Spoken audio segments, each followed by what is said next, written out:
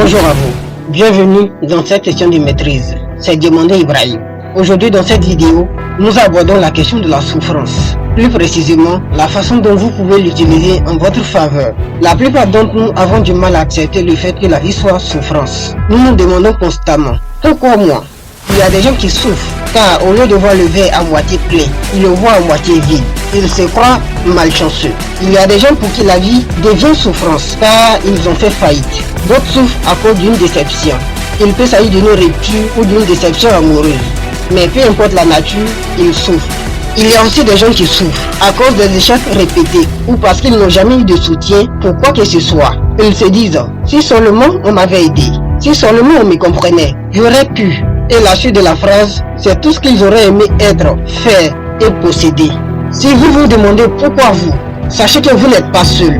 Pour une raison ou pour une autre, nous devons tous faire face à cette réalité de la vie à un moment donné. La vie est souffrance. Dans l'une de mes vidéos, je dis ceci. La souffrance peut être un puissant indicateur, l'indicateur des actions à entreprendre afin de sortir de la médiocrité pour atteindre l'excellence. Si tel est votre objectif, sachez qu'il vous est possible d'atteindre un tel état. Mais avant, vous devez changer d'approche quant à la souffrance. Commencez par reformuler la question.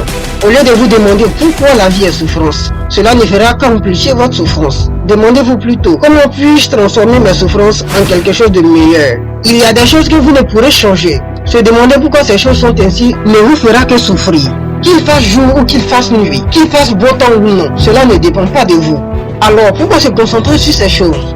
À la place, développez l'attitude d'accepter ce que vous ne pouvez changer et la capacité d'exercer de l'influence sur les choses que vous pouvez changer. C'est ainsi que vous ferez jouer les choses en votre faveur. Et voilà une chose que vous pouvez absolument contrôler. Vous pouvez contrôler les forces qui vous sont inhérentes. Cela inclut votre attitude. Ce qui est doit être. La vérité à propos de cela est que vous êtes également.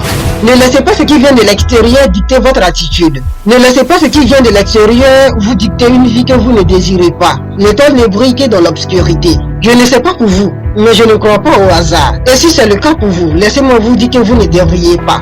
Il y a mille et une façons que Dieu utilise pour attirer l'attention de son sujet sur le fait que la vie est souffrance. Encore mieux, comment il doit voir cette souffrance et ce qui peut en résulter lorsqu'il commence à la voir ainsi. L'exemple de l'étoile n'est qu'un exemple parmi tant d'autres. Nous avons inventé des voitures, des avions et bien d'autres choses pour nos déplacements, car nous l'avons réalisé.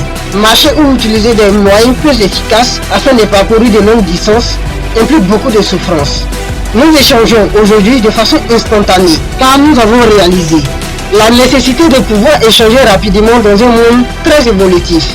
Nous avons une plateforme à notre disposition, et cette plateforme c'est Internet. Elle nous permet d'échanger et de commercer à un niveau mondial. Il en est ainsi car nous avons réalisé la nécessité de créer plus d'opportunités pour tous. Alors, voyez-vous toujours la souffrance de même œil? Qu'allez-vous en faire? Et c'est sur cette question que je vais mettre un terme à cette session de maîtrise. Comment développer la persévérance en toute épreuve? Je vous l'explique dans mon livre L'art de la persévérance. Le lien est en description. Merci pour votre écoute. C'était Demandé Ibrahim.